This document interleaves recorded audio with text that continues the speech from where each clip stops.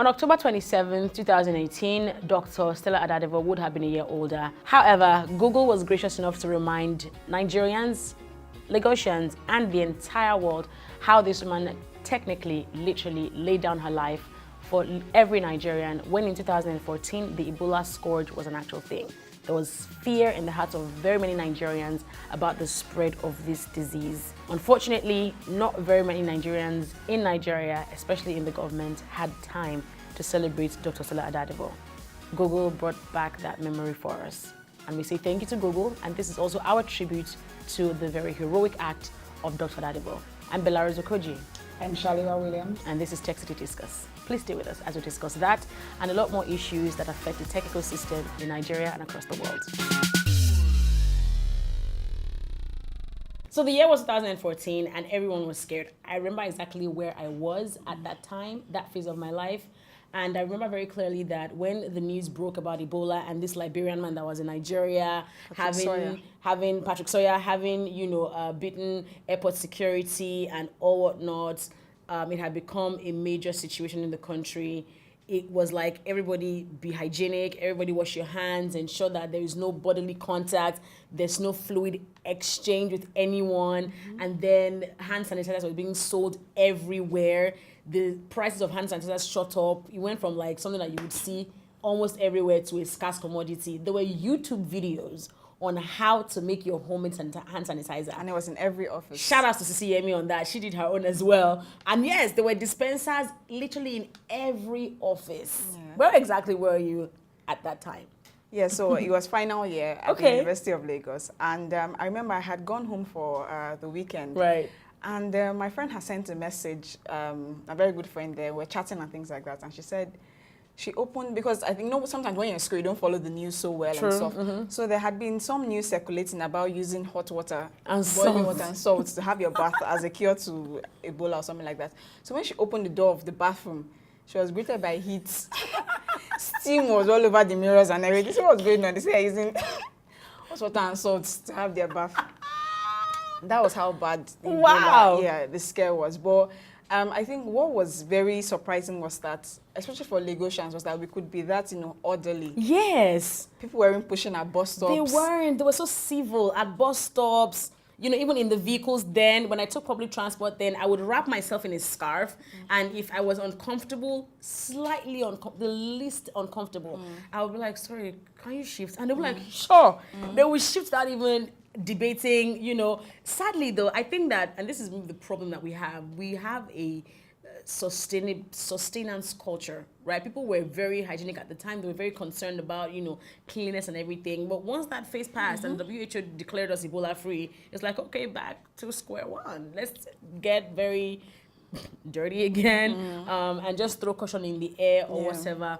But I mean, after all has been said and done, I really am excited that, Google was able to remind Nigerians about her heroic act and make people remember that what she did was no small thing. I remind a lot of public officials, especially because people that have been clamoring for her to, be made a hero in some sort. Yeah, every year, just individuals recognize Stella, and the government basically doesn't say anything about it. Yeah. So this year, Google using her as Doodle was a statement. I think so too. I think so too. And then we don't have so many Google Doodle personalities. I was trying to research if she was even the first female Nigerian Google Doodle or something like that. I really don't think so. I can't say how many I have seen before. There's many male, doodles that we have seen from Google. I can't say about the female. But I think that this also goes a long way in changing the narrative about immortalizing people. You're used to maybe people building maybe a hospital, for instance, or maybe naming a monument after them. But something like a Google Doodle is, in itself a way of immortalizing someone. I think that's really cool. It does. Yeah, some might have that on their bucket list. Like before I die or something, I want to be a Google Doodle. That might be a thing. Weird, weird, right? Yeah. Okay, moving on. Jada Pinkett Smith has a very interesting show that is called The Red Table Talk, and it's being hosted on Facebook. And if you remember in our previous episode, I believe we talked about Will Smith and his bungee jumping adventure on YouTube. What I see here is, I don't know if this is a line that you have drawn. Jada is like Facebook. Will Smith is like so YouTube and so Instagram, you know, whatever. But I mean, I'm curious about why she's choosing to use Facebook for that content, which I know is recorded at their house. Are you curious as well? Yeah. So I was curious as well because I remember her episode of Will Smith, Mr. and Mrs. Smith, the part 1, you know, sort of went viral. I was searching for it on YouTube and I realized that it was on Facebook. So I realized that she said she put it on Facebook Watch because she wanted conversations to continue after airing those episodes. So I think the episodes air on Mondays in the US, and then on Wednesdays they have conversations surrounding all of that, you know. So I think it basically has to do with the content of the show. You know, it's not, even though it's fun and then it's entertainment, it's also, you know, a healing process for people. Yeah, it's a bit more serious. Exactly, a bit more serious and stuff. So, and you know, like Facebook, we have a lot of family and friends on Facebook, older people on Facebook, you know, the Facebook community, you know, even though we're not so big on it anymore, still, you know, very much I think it's active. cool because they are a very entertaining family. They are. Will Smith is making money off his YouTube. Jada is making money as a Facebook content creator because I know that creators on Facebook also get paid. Yes. I mean, that's awesome. But funny enough, while I heard about, you know, Facebook kicking off that whole content thing, I didn't pay that much attention to it. That was like, I think 2 years ago or so. Yes. It was not until I clicked on the link in Will Smith's Instagram bio and it took me to that Facebook page that I remembered, oh yeah, that's true. Facebook actually said they were going to start creating original content in partnership Facebook with Watch. people, and you know, so 2017. if you forgot, this is your reminder. They're still doing that, and it's awesome to see. I haven't seen part 2 of the show just yet, I haven't. But it was a very revealing show, very insightful, and very interesting. We'll put a link to the show in the description box right below, so you could get the details on what they shared as husband and wife. Yes. Before we go today, the Lagos Fashion and Design Week has just been concluded, and it was a very fun show from the pictures that I saw. I wasn't able to attend, but it was a fun show from everything that we saw. The pieces that we saw on the runway and everything were just really amazing. Now, one influencer who's also a designer by the person Jane Michael Ekanem caused some very interesting stir on Instagram when a post of her dressed in her attire originally designed by her was put on Bella Naija, and it was at the Tecno Camon booth. She literally hounded them until they took down that picture because according to her, that was not exactly how her outfit looked. She then went on a very interesting Instagram story rant where she talked about the importance of you ensuring that the right kind of camera is used to take your photos at events and such like that. Do you think she went too far?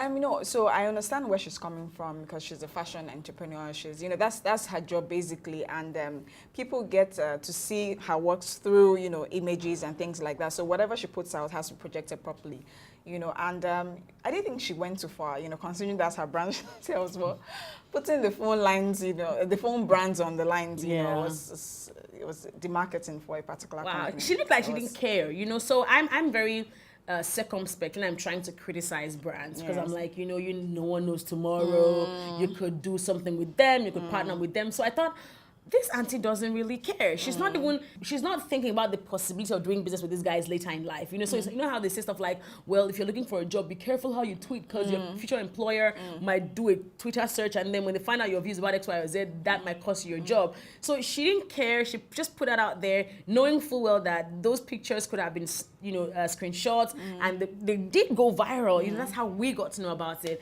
And she really didn't care. So I think if anything, I think this is also good feedback for the company. I think that Tecno is they're doing well, let's be honest. They're trying as much as they can to service low-income earners, you know, making sure that smartphones are affordable for people low to middle-income earners, make sure that people who want these devices are able to afford them. But I think that, again, this also is an insight as to how better they can do with their camera features, right? So what technology do they need to maybe experiment on to make sure that people like designers would not have any problems with taking pictures with their phones? People sometimes do series and they say, you know, this is hashtag smartphone photography. I'm not using my camera for this design or for this line or, you know, whatever project. I'm going to use a smartphone. So I think that it's good feedback for them. Hopefully they take it as that and not as an attack. I think they'll take it as feedback because I think the Camon X was touted as, you know, a camera phone and stuff. So but Talking about why she went out, you know how we troll people on social media for outfits? If you remember Bam Bam at the AMVC, her outfits. I remember seeing some other pictures of Bam Bam, and it didn't look that bad. Bam Bam of Big Brother Nigeria. Big Brother Nigeria. And then people were saying, oh, so why did she take that camera? Like the camera angle and everything messed it up. So just, a camera not getting some features of the design could be detrimental. And misinterpreted. Yeah, absolutely. So. And while we're on the topic of smartphone cameras and whatnot, Sisi Yemmie took a picture of her with baby number 2. Congratulations! And the picture was reposted by quite a number of blogs. It was so beautiful and really clear. Yes. I think she was glad that could. It's like, you know what? Go ahead, share this and don't take it down. It's a really like nice Jane photo. said, it was a nice photo taken with the Samsung Galaxy S9.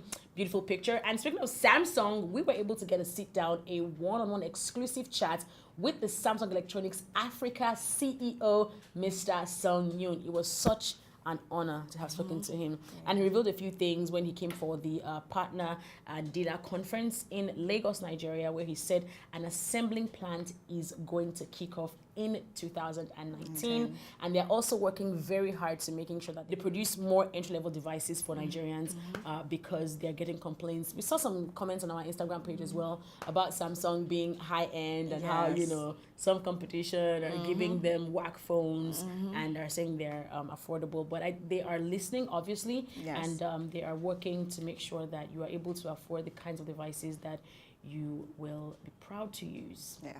That's all for today. It's been really awesome, right? It has. Really awesome. And we did not plan our outfits, but we are kind of twinning. You know what I mean? Yeah. Yeah. Great minds think alike. Oh, yeah. Of course. Benga just reminded us to tell you to subscribe. Thank you so much, Benga. Subscribe to our channel, please, if you haven't just yet. If it's your first time, subscribe, like the video. We're not forcing you. You like the content, so like the video too. And please leave a comment down below as well. Let us know what your thoughts are on literally everything. Are you a designer? Would you feel bad that your picture came out awful and threaten that it be taken down because your job or like your career might be on the line? Basically, follow us everywhere. Twitter, Instagram, at TechCity NG. It's like I was about to start the show all over again. Yes. So I need to be quiet now. I'm Bella Rozoko Jane. And I'm Shalewa Williams. I'll see you on the next one. Thanks for watching. So we need to inform that Princess is on her National Youth Service! Woohoo! She's now like Davido, I guess. You know how important National Youth Service is for Nigeria? Yes, it is. Because if you don't serve now, you can go and say that you cannot be president. Do you know when the president's birth certificate? You're done. Are you still rolling?